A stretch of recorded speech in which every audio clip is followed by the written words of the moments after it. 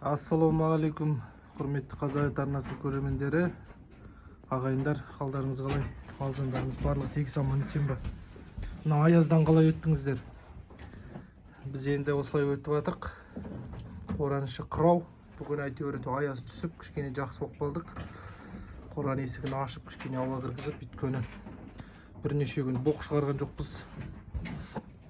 Жердің бәрі бычыт қатып жатыр, боқтың бәрі қатып жатыр. Аязда құр тез мал жайғап үйге кіріп кетіп жүрдік. Өйткені осы жолы жай аяз емес, жел аяз болды ғой, кәдімгідей. Бетті қарады ғой. Енді құрметті көрермендер, бүгін енді ол аяз жайлы емес. Бүгін енді бір жақсылап бір видео шығарғым келіп отыр. Өйткені көп ағайындармен сөйлестім. Көп ағайындар бордақмен айналысып жатып, көп нәрсені, көп нюанстарды біле қоймайды екен. Енді бізде бір қырып білмейміз. Бірақ енді өзім практикада көріп жүрген, өз ойымды айта кетсем ба деп едім.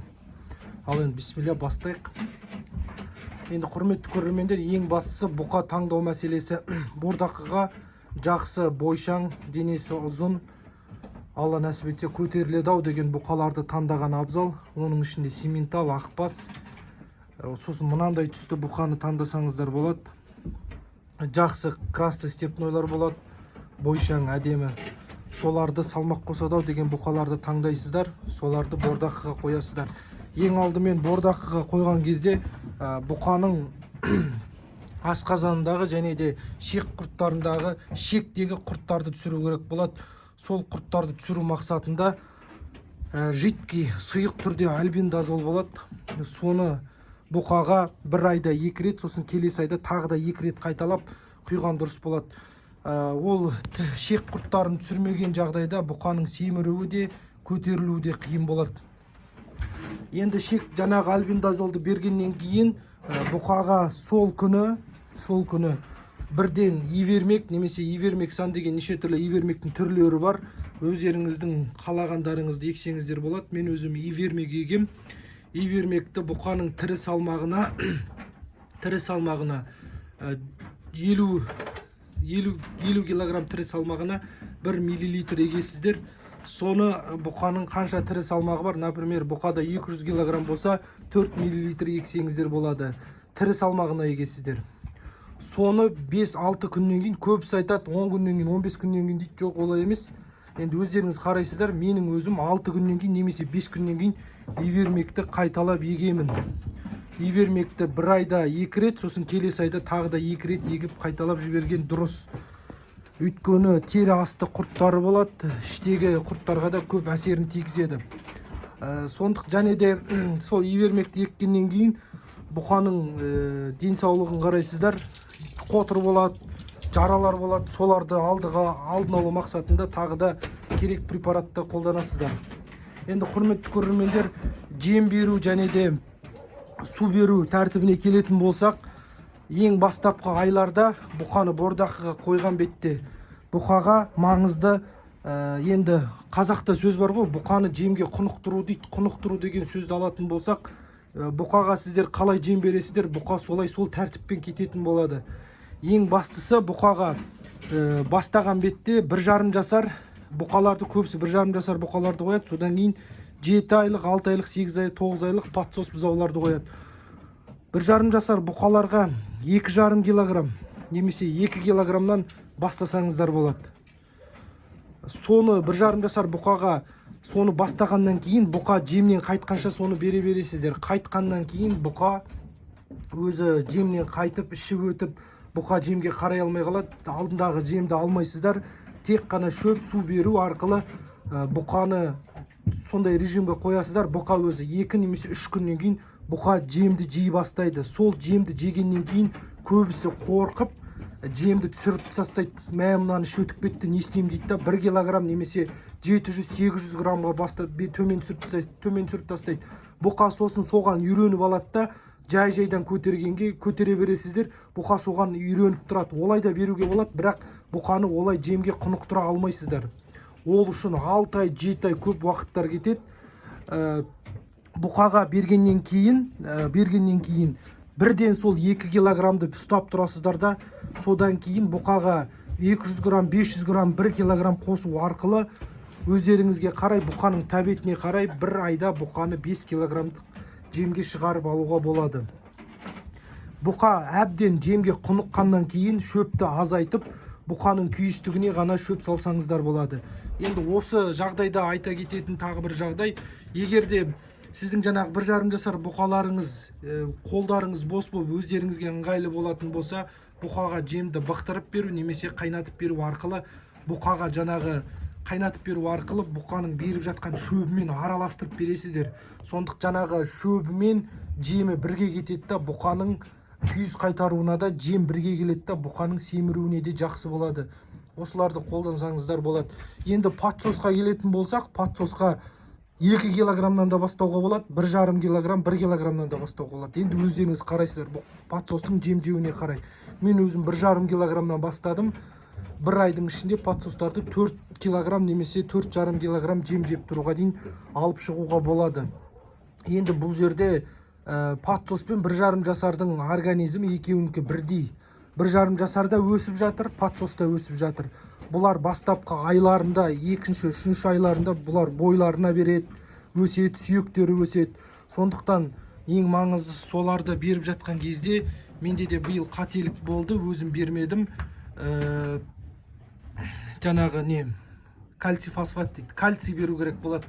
Жаңағы жемге араластырып бұқаға жаңағы патсос бұзауға кальций берсеңіздер, бұқаның сүйегі қатайып, бұқаның сүйегінің өсуіне және де бұқа алдыңғы аяқтан немесе артқы аяқтан жемді көп жеген сәтте кетіп қалмайды. Енді осыны қолдансаңыздар, бұқаларыңыз жақсы семіреді, жақсы салмақ береді. Енді қандай витамин беруге келетін болсақ, енді витаминді өздеріңіз қарайсыздар. Витаминнің түрлері көп.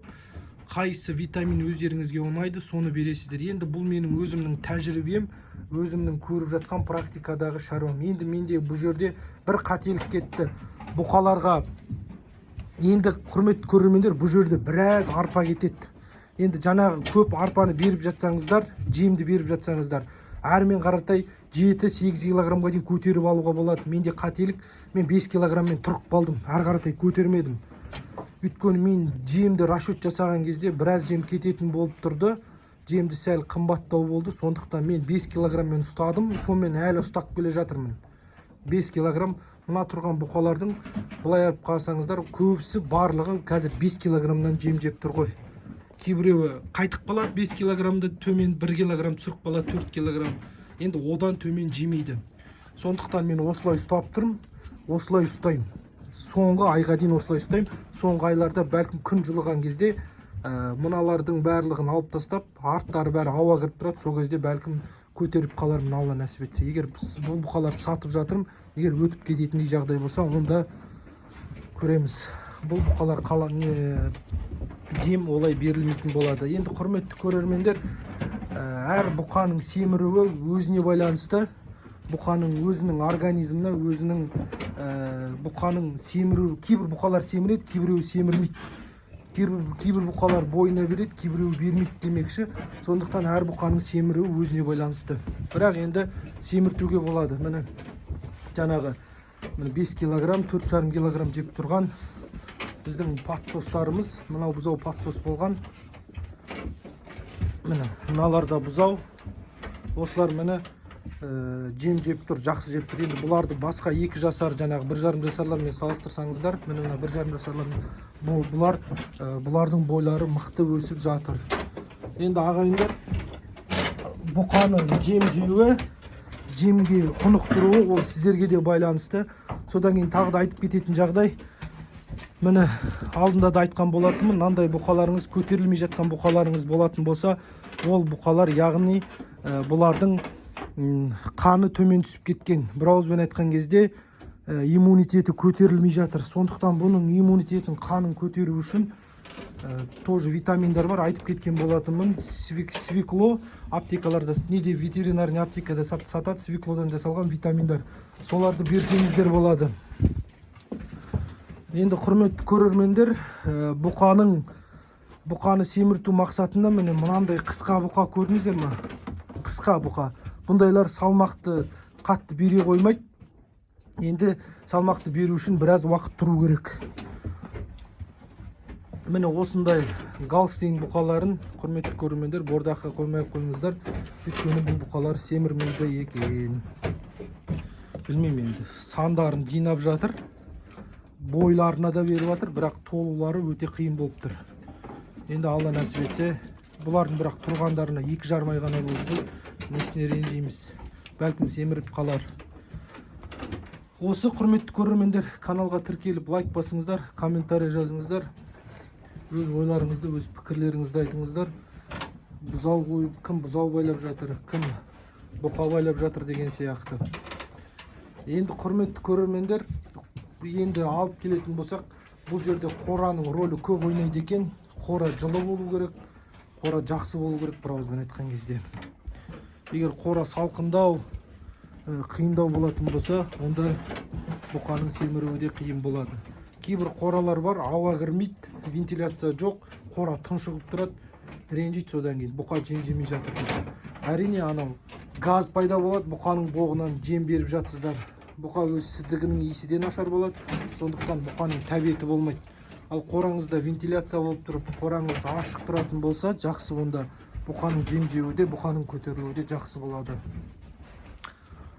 Құрметті көрермендер, содан бұқа байлағаннан кейін әрдайым мойнына қарап отырыңыздар. Шынжырлары, бұқаның шынжырлары.